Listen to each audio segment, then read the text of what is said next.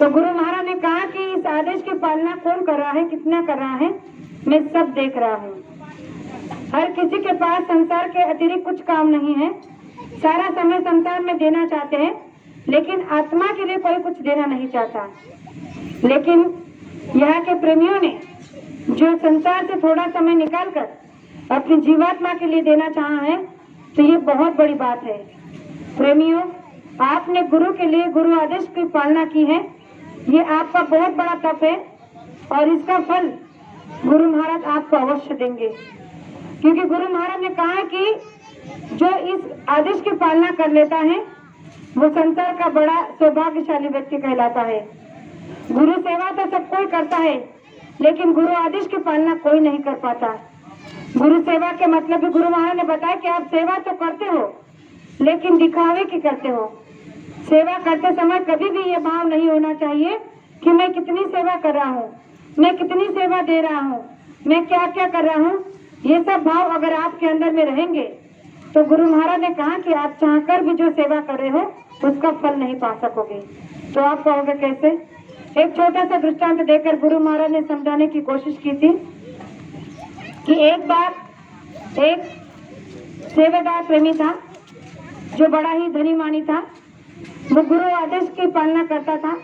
जब भी सत्संग के लिए गुरु दरबार में जाता था तो जो सेवा मिलती थी वो सेवा कर लेता था। तो एक बार उसने गुरु महाराज से प्रार्थना की कि हे मालिक, मुझे कोई सेवा दे दीजिए जिसे मैं तन मन से कर सकूं। तो वहां पर उसे आदेश हुआ कि आज तुम्हें कुएं से पानी निकालकर प्याऊ लगाना है, यानी कि आने जाने वाले श्रद्धालु को आपको दिन भर पानी पिलाना है।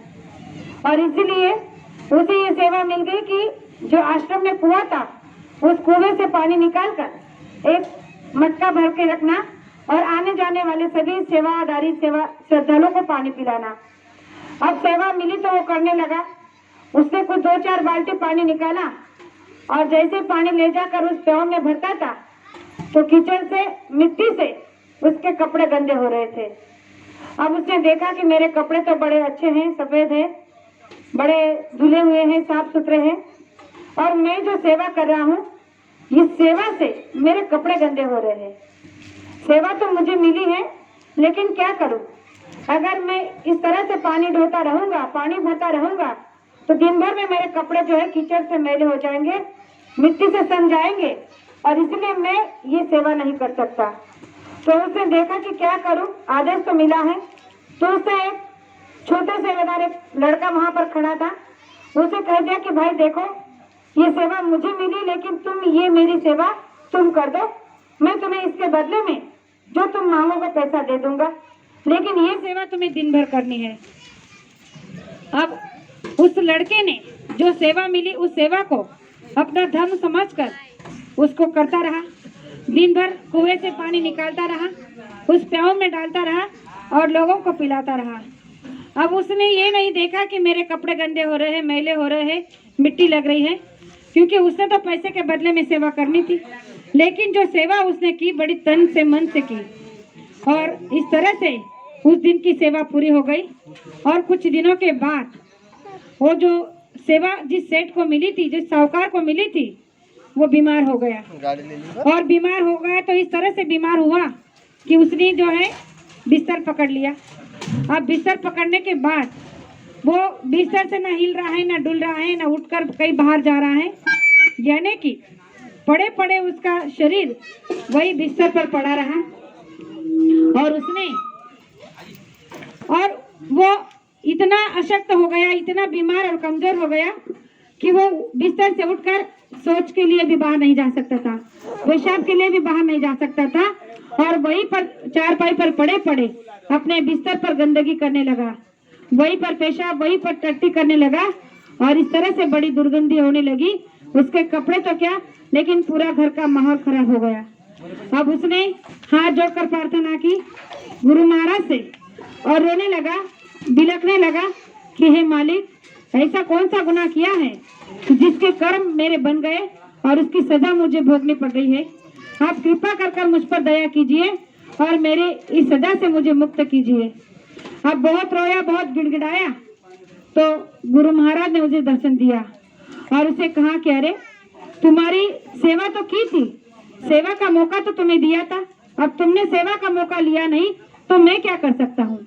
जब तुम्हें आश्रम में आए थे तब तुम्हें पानी भरने की सेवा दी थी। उस दिन अगर तुम्हारे कपड़े मिट्टी से गंदे हो रहे थे तो क्या फर्क हो जाता। अगर तुम्हारे कपड़े मिट्टी से गंदे हो जाते, मैले हो जाते तो उससे तुम्हारा क्या होता, ज्यादा से ज्यादा तुम्हारे कपड़े ही तो खराब होते।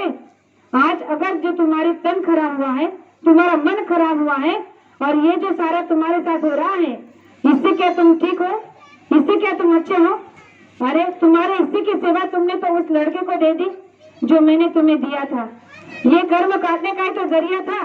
जो सेवा तुम्हें दी थी ये इसी कर्म काटने के लिए दी थी कि आगे चलकर तुम्हारे साथ ऐसा होने वाला है, और इसीलिए पहले से ये सेवा देकर तुम्हारे कर्म काटना चाह रहा था, लेकिन तुमने मिली हुई सेवा को भी ठुकरा दिया, तो अब मैं क्या कर सकता हूँ।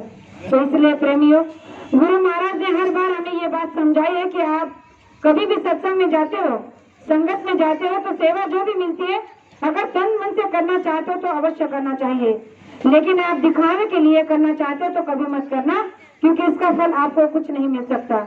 इसीलिए गुरु महाराज ने कहा कि ये मानव तन इस घोर मृत्यु लोक में मिला है आपको, तो इस मृत्यु लोक में हमें इस बात को समझ लेना चाहिए कि अब की बार मिला है, बार बार नहीं मिलेगा।